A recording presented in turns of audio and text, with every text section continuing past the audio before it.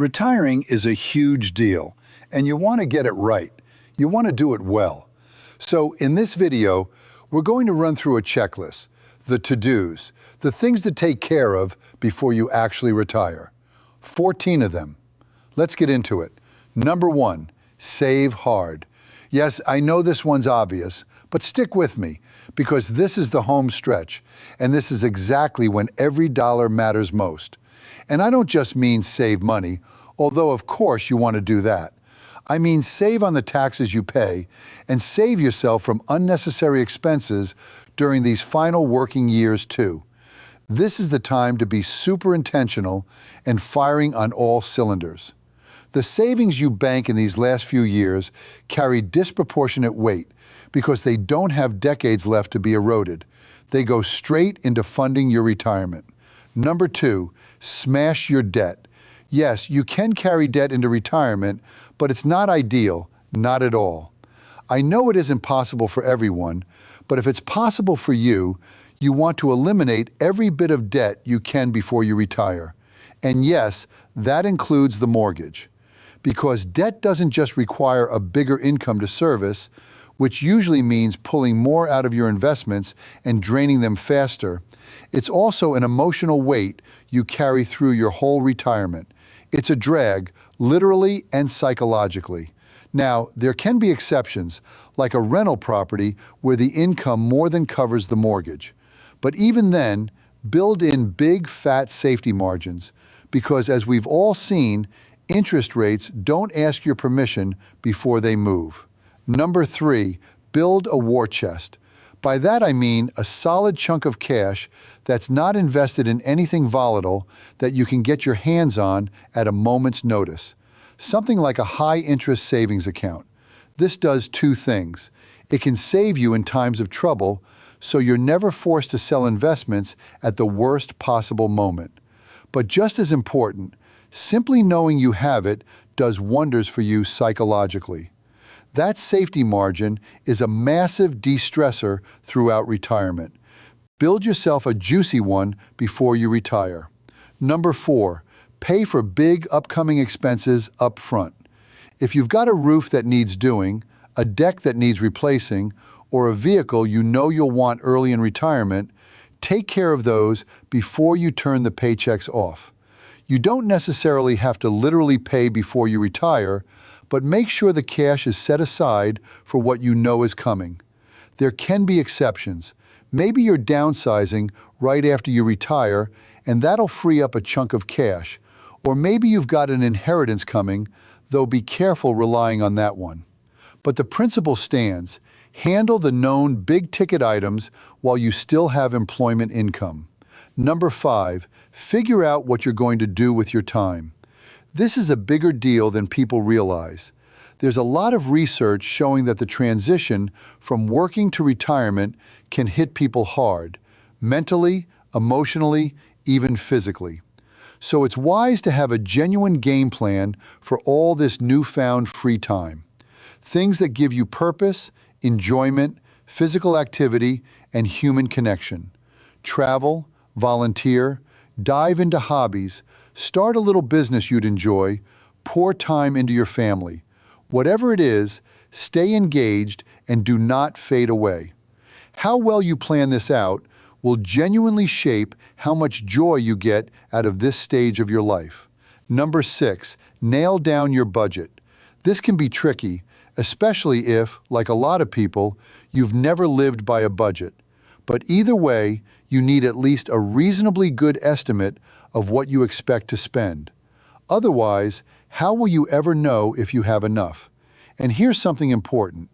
Most people don't spend a flat, static amount all the way through retirement. Even setting inflation aside, in real terms, most people actually spend less as they age. In the plans I've seen built, it's common to map out a go-go phase early on, where you're active and spending more, a slow-go phase where you wind things down a bit, and a no-go phase later, where you might have higher health costs, but you're not spending on much else. Building that kind of thinking into your plan can make a dramatic difference, especially in those early years where you typically want to spend more. Number 7, test your budget. This is a fantastic idea. A year or two before you retire, if you possibly can, start actually living on what you expect your retirement budget to be. If you find it perfectly doable, wonderful. But if you find it's a stretch, then you've just learned something vital and you can recalibrate. And let me tell you, having to rethink things before you retire is a far, far better position than discovering it after you've retired and started running short. Number 8, think through your work pension and group RRSP options. If you're lucky enough to have a workplace pension or a matching group RRSP, carve out time to really understand what you've got. A defined benefit pension is the holy grail. It promises a set amount for life, but there are options that affect how much you actually get, what your spouse receives after you pass, how long it's guaranteed, when you start it, whether it's indexed to inflation. With many of these, you even have the option to transfer out the full cash value and manage it yourself, which I almost never recommend, but you should at least know it's on the table. A defined contribution pension or group RRSP is different. The amount you get isn't guaranteed. It depends on what went in and how it was invested.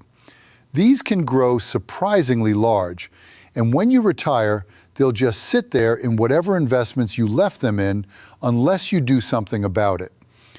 Dealing with a 1-800 number for something this important to your future can get old fast, so you may want to move those funds to a firm you trust or a platform where you can manage them yourself.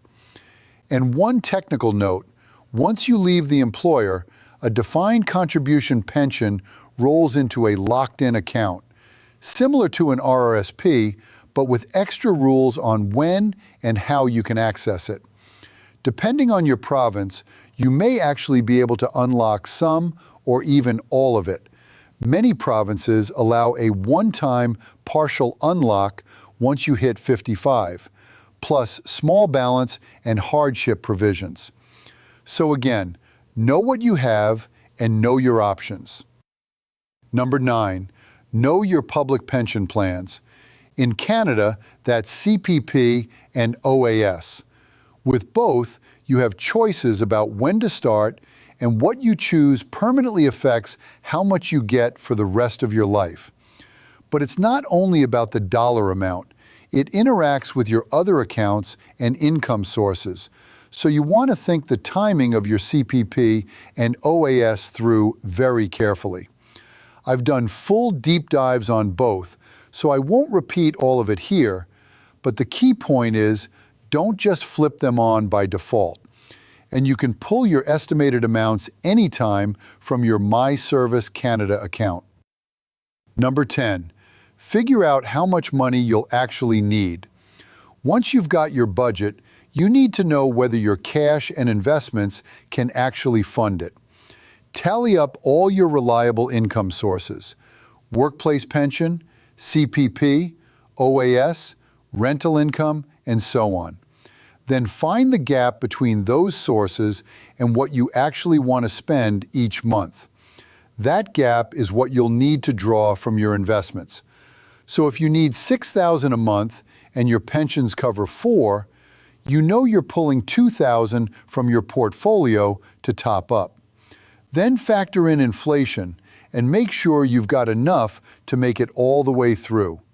It can get a bit involved, but that gap number is the heart of your whole plan. Number 11, build out a tax strategy. This one's next level, and it's something good planners do constantly because it's such a big deal. You can save a fortune in tax and give yourself far more cash flow by carefully thinking through how much to pull from which account and when. And it gets really powerful when you pair it with strategic CPP and OAS timing. For some people, pulling more from their RRSP early is the right call. For others, it's better to blend income from several accounts to stay under certain higher tax brackets. Everyone's situation is different, and it can even change between the early and later phases of retirement. But thinking it through properly can lead to a significant boost in both your retirement cash flow and the estate you leave behind. No doubt about it. Number 12, stress test your plan. It's lovely to build a big, shiny, pretty retirement plan. But if you never throw some hard times at it to see how it holds up, there's a real chance you've built it on sand. And that's not what you want with a multi-decade income plan carrying you into some of your most vulnerable years. So throw heavy events at it. A big market crash the year after you retire, which is just about the worst possible timing.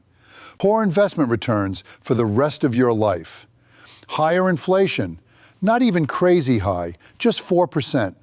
And see what that does over the long run. What if you live much longer than expected? You don't need fancy software to do a version of this yourself. Use deliberately conservative return assumptions, which bakes in a natural buffer. Plan to live an extra 5 or 10 years beyond what you expect and check you'd still have enough. Or simply plan for a bit more monthly income than you actually need, and use that excess to keep topping up that war chest we talked about. I love that one. Number 13, consolidate your RRSP accounts. You don't have to do this, but I promise if you don't, you'll wish you had. Here's why. When you're done contributing and ready to draw income, your RRSP converts into a RIF.